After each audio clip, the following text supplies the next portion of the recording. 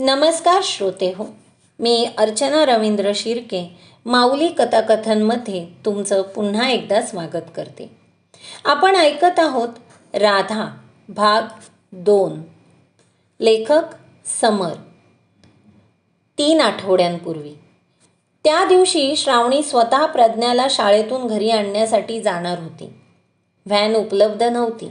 श्रावणी तिच्या मॅनेजरला विनंती करून आणि रात्री 2 तास काम करून भरपाई करण्याचं आश्वासन देऊन घाई गडबडीत शाळेत पोहोचली. तिला 10 मिनिटं उशीरच झाला होता. प्रज्ञा आणि इतर विद्यार्थिनींसह एक शिक्षिका शाळेखाली उभी होती. श्रावणी दिसताच प्रज्ञाने शिक्षिकेला प्रेमाने बाय म्हटलं आणि ती आईकडे धावत आली. श्रावणी तिच्यासह पार्किंग झोनच्या दिशेने चालू लागली. तिच्या शेजारून पुढे गेलेली व्यक्ती आपल्या ओळखीची आहे असं तिला वाटलं, पण ती त्याचा चेहरा नीट बघू शकली नव्हती. सुदैवाने त्याने त्याची गाडी श्रावणीच्या गाडीजवळच उभी केली होती. श्रावणीने त्याच्या चेहऱ्याकडे पाहिलं आणि त्याला ओळखलं. अनिरुद्ध अनिरुद्ध असं श्रावणीने हाक मारली. श्रावणीला पाहून तो अक्षरशः स्तब्धच झाला. आश्चर्यमुग्ध झाल्याने त्याच्या मुखातून एक शब्दही बाहेर पडला नाही. त्यामुळे आपण चुकीच्या व्यक्तीला अनिरुद्ध समजलो की काय असं श्रावणीला वाटलं, पण तसं नव्हतं. सॉरी, मला वाटलं. नाही, मी अनिरुद्धच आहे, पण इतक्या वर्षानंतर तू अचानक माझ्यासमोर आल्याने मला काही सुचलंच नाही. त्याने प्रज्ञाकडे पाहिलं. अरे वा, ही छोटी श्रावणी वाटतं. छोटी श्रावणी नाही, प्रज्ञा म्हणाली. दोघेही हसले. त्याने दोघींच्या जवळ येऊन प्रज्ञाला विचारलं, कितवीत शिकतेस? 3री. मग पुढच्या वर्षी मी तुला शिकवणार आहे. कोणता सब्जेक्ट? गणित. श्रावणीने विचारलं. तू याच वर्षी इथे जॉईन झालास का? हो, बरीच वर्ष इकडे तिकडे उमेदवारी केली, पण यश मिळालं नाही. शेवटी शिक्षकाची नोकरी घेतली. त्याच्या बोलण्यातून दुःख झळकलं. त्यात काय वाईट आहे? शिक्षकच पुढची पिढी घडवतो. अगदी खरं, पण नव्या शिक्षकाच्या पगारावर 4 माणसांचं घरही चालू शकत नाही. त्यावर काय बोलावं हे श्रावणीला सुचलं नाही. तिने विषय बदलला. तू इथेच आहेस तर आपण भेटू कधीतरी. नक्की, आवडेल मला. दोघांनी एकमेकांचा निरोप घेतला. गाडीवर बसताना प्रज्ञाने विचारलं, आई, ते काका कोण होते? अगं, तो शाळेत असताना माझा खूप चांगला मित्र होता. म्हणजे बेस्ट फ्रेंड? हो. मग तुमची फ्रेंडशिप कशी तुटली? मला नीट पकडून बस पाहू. नुसत्या चौकशा करायला हव्या आम्हाला. प्रज्ञा निमूटपणे आईला घट्ट पकडून बसली. श्रावणी अनिरुद्धचा विचार करतच गाडी चालवत होती. तो काही तिचा जुना प्रियकर वगैरे नव्हता. 10वीत असताना तो तिचा अगदी चांगला मित्र होता. काळाच्या ओघात आणि करिअरच्या वेगळ्या वाटा निवडल्यावर एखादा मित्र किती दुरावू शकतो हे तिला त्या क्षणी प्रकर्षाने जाणवलं. त्या रात्रीच श्रावणीने रोहितला अनिरुद्ध अनपेक्षितपणे भेटल्याचं सांगितलं.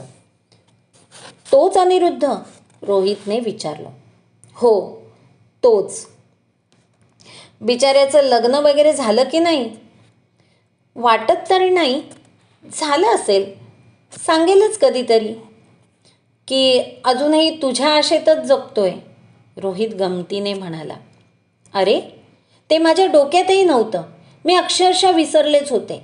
घरी परतताना आठवलं की याने 10वी संपल्यावर आपल्याला विचारलं होतं. माझा इतका चांगला मित्र, शाळेत कुणावर विश्वास ठेवायचा तर अनिरुद्धवर, असं मी समजायचे. माझ्या मनात ती भावना एका निखळ मैत्रीपुरतीच मर्यादित राहिली, पण त्याच्या मनात तिने प्रेमाचं रूप घेतलं. हो, मला माहिती आहे, तू सांगितलं होतंस. प्रज्ञा विचारत होती की तुम्ही बेस्ट फ्रेंड होता तर एकमेकांच्या संपर्कात का नव्हता? किती प्रश्न पडतात या मुलीला.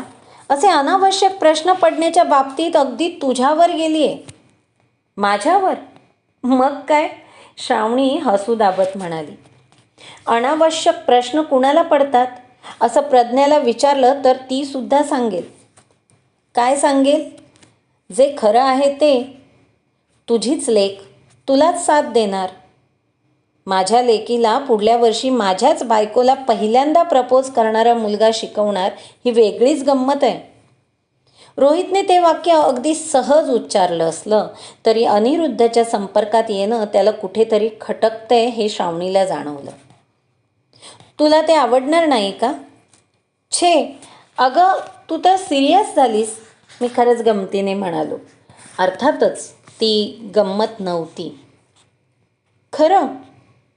हो, तो तुझा प्रियकर असता तर मला खटकलं असतं, पण तो तुझा एक मित्र होता. तुझ्या मनात त्याच्याबद्दल कधीच काही नव्हतं. मग मला काय प्रॉब्लेम असेल? असं तू म्हणतोयस खरं, पण तुला नक्कीच काहीतरी खटकतंय. तो शाळेतच असल्याने बहुधा भेटेल मधून अधून. शाळेतला मित्र असल्याने आठवणीही ताज्या होतील. रोहितच्या मनात काहीतरी सुरू आहे अशी शंका श्रावणीच्या मनात आली नसती तर ते वाक्य तिला सहजपणे उच्चारलेलं वाक्य वाटलं असतं. पण मनात शंका असल्याने ते वाक्य तिला सार्कॅस्टिक वाटलं. हो, शाळेतलं कोण कोण त्याच्या कॉन्टॅक्टमध्ये आहे ते विचारेन. मग दुसरा कोणता तरी विषय निघाला आणि ते त्याबद्दल बोलू लागले. काही दिवसांनी श्रावणीला अनिरुद्ध पुन्हा एकदा भेटला. तो श्रावणीची वाट बघत पार्किंगजवळ उभा होता.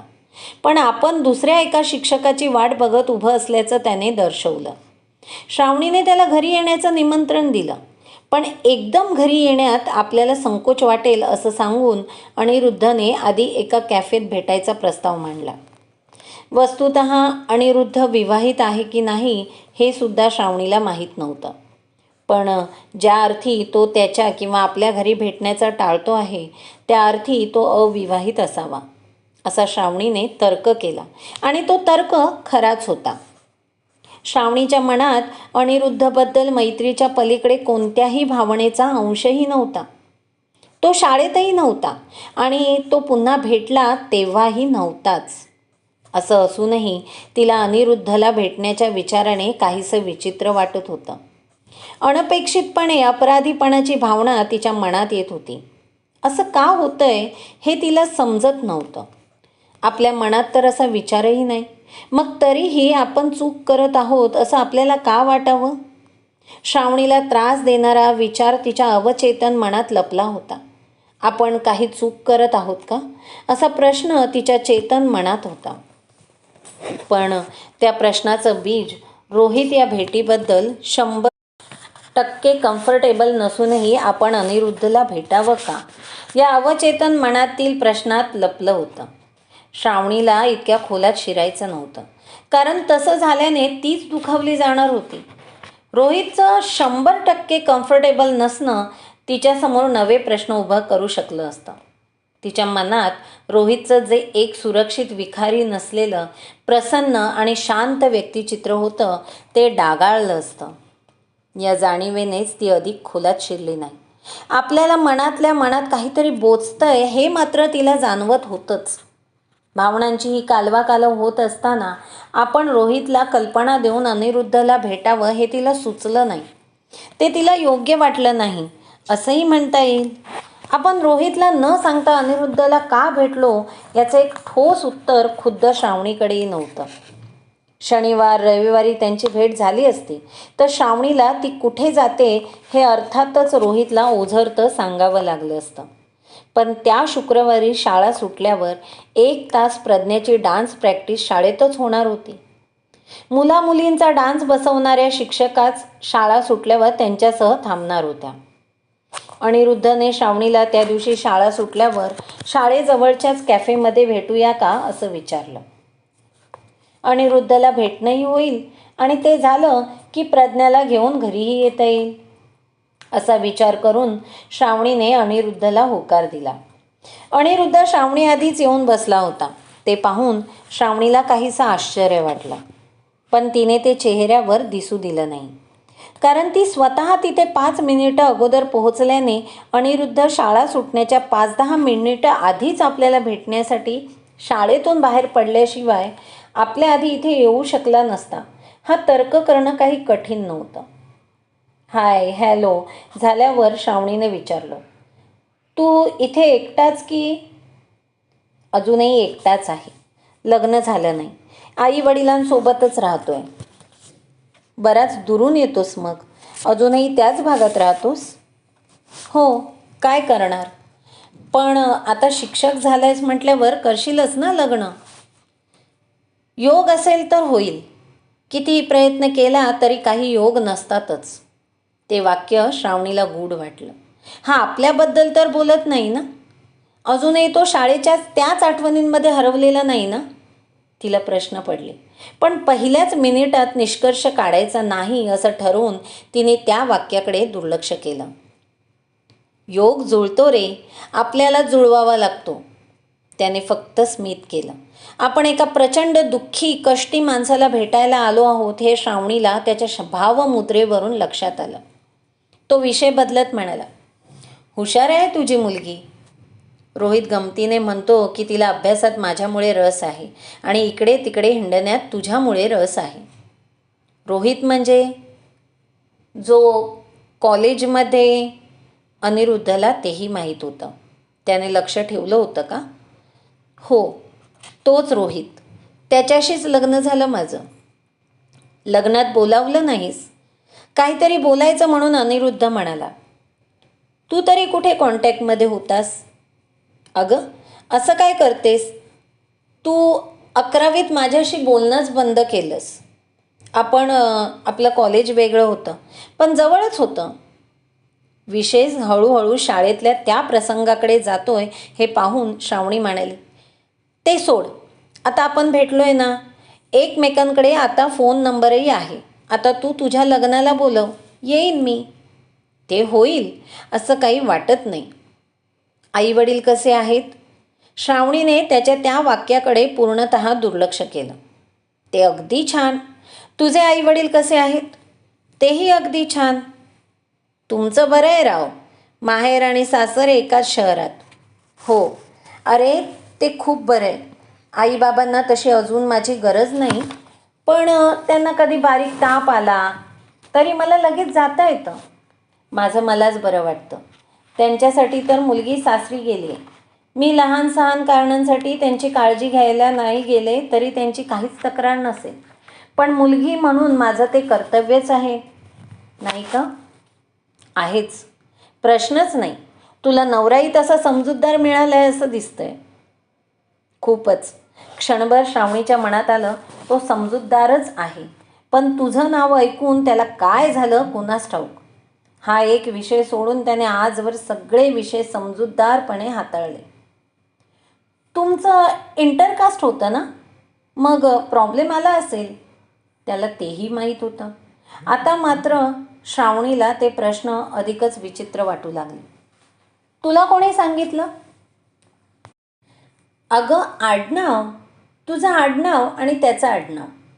सॉरी, मी काही जातीय दृष्टीने आडनाव बघून म्हणालो नाही. मनात सहज विचार आला म्हणून विचारलं. श्रावणीने त्या विषयाबद्दल एकही शब्द उच्चारला नाही. कितीही नाही म्हटलं तरी अनिरुद्ध अनेक वर्षांनी तिला भेटला होता आणि सगळी वैयक्तिक माहिती त्याला सांगावी असं श्रावणीला वाटत नव्हतं. शाळेतला मुलगा मोठा झाल्यावरही तसाच असेल असं काही नसतं. किंबहुना मुलगा पुरुष झाला की बदलतोच. बदल हा निसर्गाचा नियमच आहे.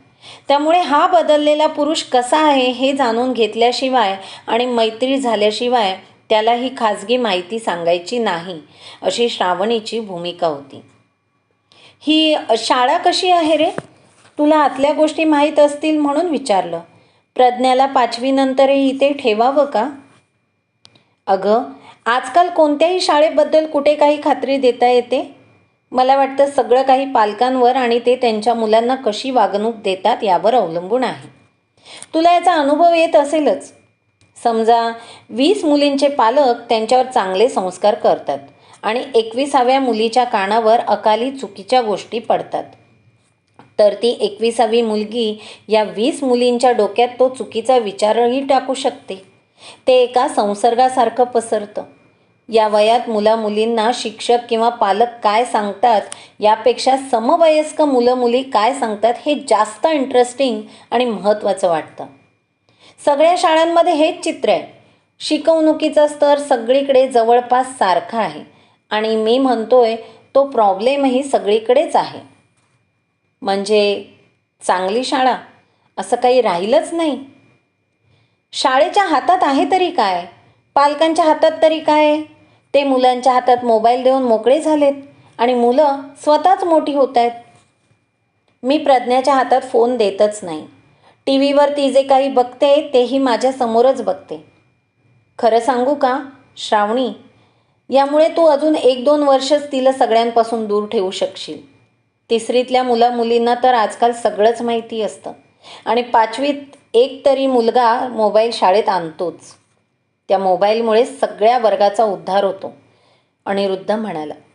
एका चांगल्या संभाषणाला सुरुवात झाली असं श्रावणीला वाटलं, पण तिचा समज क्षणार्धातच बारगळला. आणि शिक्षकांचं तरी काय घेऊन बसलीयस? कोणत्या क्षेत्रात आजकाल चारित्र्य जपलं जातं? सगळेच वाईट आहेत असं मी म्हणत नाही, पण आजकाल 20शी आणि 30शीतल्या शिक्षकांचा जमाना आल्याने त्यांच्या भावना अगदी घोड्यावर स्वार असतात. सगळ्याच क्षेत्रांमध्ये काम करणाऱ्या माणसांमध्ये आजकाल एक्स्ट्रा मॅरिटल होतंच. प्रमाण कमी जास्त असेल. या शाळेतही तुझ्यापासून काय लपवायचं? अगदी एक्स्ट्रा मॅरिटल नसलं तर एखाद्या तरी जोडीच्या गमती जमती सुरू आहेत हे सगळ्यांच्या निदर्शनास येतंच. तू रोहितलाही विचार की त्याच्या क्षेत्रात हे प्रमाण किती आहे. IT मध्ये तर हे प्रमाण अगदी जास्तच आहे. त्याला काय म्हणायचं आहे? रोहित तसा नाही. माझा तसा अर्थ नव्हता. मी विषय निघाला तर विचारून बघ एवढंच म्हणालो. जाऊ दे, आपल्याला काय करायचं आहे? आपली नियत तशी नाही ना. असं हसून अनिरुद्ध म्हणाला. अगं भले भले याला बळी पडतात. त्याला त्याच विषयाबद्दल बोलण्यात रस आहे हे श्रावणीला जाणवलं. आपण इथे येऊन चूक केली असंही तिला वाटू लागलं. हा सगळा आपल्या मनाचा खेळ आहे की अनिरुद्धचा तसा खरंच हेतू होता? आपला पूर्वग्रह तसाच असल्याने त्याचं प्रत्येक वाक्य मला संशय घ्यायला प्रवृत्त करतंय का? मी त्याला बेनिफिट ऑफ डाऊट देण्याचा नादात चुकीचा संदेश तर देत नाही आहे ना. त्यापेक्षा इथून गेलेलंच बरं. त्यानंतर श्रावणी 1-2 मिनिटच त्याच्याशी बोलली आणि कॉफी संपवून पटकन काउंटरवर पैसे देण्यासाठी गेली. अनिरुद्ध म्हणाला, अगं अजून बराच वेळ आहे. तू इतक्या लवकर जाऊन काय करशील? तिचा डान्स बघेन. ती पहिल्यांदाच सगळ्यांसमोर डान्स करणार आहे. तिला तिथे जाऊन प्रोत्साहित केलं तर तिचा आत्मविश्वास वाढेल. त्यावर अनिरुद्ध फारसं काहीच बोलू शकला नाही. तो इतकंच म्हणाला, पुन्हा भेटूया मग. श्रावणीने फक्त स्मित केलं आणि ती कॅफेबाहेर पडली. हँडशेक करण्याची औपचारिकताही तिनं टाळली. श्रावणी याबाबत ओल्ड स्कूल होती. एकपतित्व किंवा एकपत्नीत्वाच्या व्रताला मानणारी होती. विवाह बाह्य संबंधांबद्दल 50 वर्षांपूर्वी जसं आश्चर्य व्यक्त केलं जायचं तसं आता केलं जात नाही हे तिला माहीत होतं. कितीही नकोसं वाटलं असलं तरी ते समाजव्यवस्थेचं एक अंग झालं होतं. पण अशी एखादी संधी आपल्याकडे चालून येईल किंवा आपल्याला याच क्षणाचा विचारही करावा लागेल याची श्रावणीने कधी कल्पनाच न केल्याने तिला खूप विचित्र वाटत होतं. ज्याप्रमाणे गरिबीचे चटके मध्यम वर्गाला बसत नाहीत तोवर गरिबीची दाहकता माहीत असूनही मध्यम वर्ग त्याकडे सर्रास दुर्लक्ष करत आपापलं जीवन जगत असतो. काही अंशी त्याप्रमाणेच विवाहबाह्य संबंधांमुळे आपला संसार उद्ध्वस्त होण्याची वेळ येत नाही तोवर समाजात चाललेल्या स्थित्यंतराकडे एक सामान्य कुटुंब दुर्लक्ष करतं. मला काय त्याचं? या आविर्भावात ते वावरत असतात. श्रावणी तशीच वावरत होती. अनिरुद्धने प्रथम तिच्यासमोर अप्रत्यक्षपणे तो विचार मांडला आणि तिच्या पायाखालची जमीन सरकली. शी, हा काय घाणेरडा विचार? अशीच तिची पहिली प्रतिक्रिया होती. अर्थात मनातल्या मनात. हे आता रोहितला कसं सांगायचं? त्याने ही अप्रत्यक्षपणे मांडलेली शंका खरीच ठरली. तो लगेच मी कसा बरोबर होतो हे मांडणार. त्यापेक्षा त्याला हे सांगायलाच नको का? नाही, असं करून चालणार नाही. एकदा एखादी गोष्ट लपवायला सुरुवात झाली की ती सवय लागते. त्यामुळे ही भेट लपवणं ह्या काही पर्याय नाही. मग त्याला अनिरुद्धचं इंटेन्शन सांगायला नको का? मला तो काही चांगला वाटला नाही म्हणून मी लगेच निघाले असं सांगेन. अर्धसत्य असं सांगितल्यावर काही लपवल्यासारखंही होणार नाही आणि रोहितचा संशय खरा ठरला हे सुद्धा पूर्णतः सिद्ध होणार नाही. श्रावणीच्या मनात हे विचारचक्र सुरू होतं. मानवी स्वभावातल्या स्वाभाविक मर्यादा किंवा वैशिष्ट्यांमुळे एका ठराविक काळानंतर कोणत्याही नात्यात रस्सीखेच सुरू होते. जो रस्सीला आपल्याकडे ओढेल तो अधिक योग्य ठरणार. त्यामुळे तू योग्य की मी योग्य या रस्सीखेचेत अनेकदा नात्यात विखारीपणा येतो. त्याची सुरुवात होताच तो थांबवता आला तर पुढे तो विखारीपणा स्वभावाचाच अविभाज्य भाग होत नाही. श्रावणी आणि रोहितच्या नात्यातही याच रस्सीखेचेची नकळत सुरुवात झाली होती. भूतकाळातल्या लहान मोठ्या नात्याच्या किंवा फ्लिंगच्या नादीच लागू नये ही रोहितची भूमिका होती. तर कोणाला भेटावं हे ठरवण्याचा अधिकार प्रत्येकालाच आहे आणि ती व्यक्ती योग्य वाटली नाही तर तिथून काढता पाय घेण्याचा विवेक माझ्यात आहे यावर रोहितचा विश्वास हवा. ही श्रावणीची भूमिका होती. या मतभेदातूनच ही रस्सीखेच सुरू झाली. त्या रात्री प्रज्ञा झोपल्यावर श्रावणीने विषय काढला. घडी केलेले कपडे कपाटात ठेवता ठेवता ती म्हणाली, बाय द वे मी आज त्या अनिरुद्धला भेटले. त्या दिवशीसारखं? नाही, शाळेजवळच्या कॅफेत. म्हटलं गप्पा मारू, पण तो मला काही चांगला वाटला नाही म्हणून काही मिनिटातच मी तिथून बाहेर पडले. रोहित क्षणभर स्तब्धच झाला. कारण श्रावणी पहिल्यांदाच कोणाला तरी भेटून झाल्यावर आणि अनेक तास उलटल्यावर रोहितला भेटीविषयी सांगत होती. कोणा नव्या माणसाला भेटायचं असेल तर ते दोघं एकमेकांना त्याआधी मेसेज करायचे. रोहित नव्या व्यक्तीला ऑफिसमध्ये कामानिमित्त भेटण्यापूर्वीही श्रावणीला मेसेज करून त्याची कल्पना द्यायचा. जीवनात घडणाऱ्या बारीक सारीक गोष्टी एकमेकांना सांगणं ही त्यांची अगदी कॉलेजच्या दिवसापासूनच असलेली सवय होती. ती नेमकी त्याच दिवशी मोडल्याने रोहित स्तब्ध झाला होता. पण तू मला हे सांगितलं नाहीस. हे म्हणजे त्याला भेटणार आहेस ते? तुला म्हटलं होतं ना मी कधीतरी त्याला भेटेन. असं शाळेबद्दल आणि आमच्या बॅचच्या मुलामुलींबद्दल काहीतरी कळेल असं वाटलं होतं, पण तो काही बरा मुलगा वाटला नाही. बरा वाटला नाही म्हणजे? त्याचं लग्न वेळेत न झाल्याने किंवा कोणी गर्लफ्रेंड नसल्याने मुलांशी कसं बोलावं काय बोलावं याचं त्याला भानच नाही. असं टाईमपास बोलणं शाळा कॉलेजात ठीक वाटतं, आपल्या वयात ते चांगलं वाटत नाही. टाईमपास म्हणजे? रोहितचे प्रश्न वाढत होते. अरे ठराविक असं काही नाही. बोलण्याची शैली म्हण वाटल्यास. ते टिपिकल शैलीत बोलणारे नसतात का? अगं मला सगळं माहिती आहे असं फुशारक्या मारत बोलणारे असतात तसंच. श्रावणी नक्कल करण्याचा अयशस्वी प्रयत्न करत म्हणाली. पण आपण कोणालाही भेटण्याआधी किमान एक मेसेज करतो. अरे अगदी अचानक ठरलं. माझ्या डोक्यात आलं होतंच की तुला मेसेज करूया, पण ते घाईत राहीलच. प्रज्ञाला पिकअप करायला उशीर होऊ नये म्हणून घाई झाली. रोहितला ते अर्थातच खरं वाटत नव्हतं. इतक्या वर्षांच्या सहवासानंतर आपला जोडीदार कितपत खरं बोलतोय हे ओळखणं तसं कठीण नसतंच. विशेषतः श्रावणीसारखे अभिनयात विशेष प्रावीण्य असणारी जोडीदार असल्यावर तर ते सहज ओळखता येतं. मग अजून काय म्हणाला तो? रोहितने विचारलं. फार असं काही नाही. लग्न न झाल्याने उदास वाटत होता. आई बाबा कसे आहेत, कुठे असतात वगैरे प्रश्नोत्तरं झाली, तेवढंच. तो मला ज्ञान देण्याचा प्रयत्न करायला लागला आणि शाळेतल्या त्यांच्या अंतर्गत गोष्टी सांगायला लागल्यावर मी कंटाळले. आता पुन्हा काही त्याला भेटण्याच्या फंदात पडणार नाही. श्रावणीने तसं स्पष्ट म्हटल्यावरही रोहितचं समाधान झालं नाही. कुठेतरी त्याचाही विश्वास कमी पडत होता. पण त्याने किमान विषय वाढवला नाही. त्यापुढे त्या विषयावर काहीच बोलला नाही. श्रावणीलाही वाटलं की हा विषय इथेच संपला आहे. पण अनिरुद्धच्या या अध्यायाला एक वेगळं वळण लवकरच मिळणार होतं.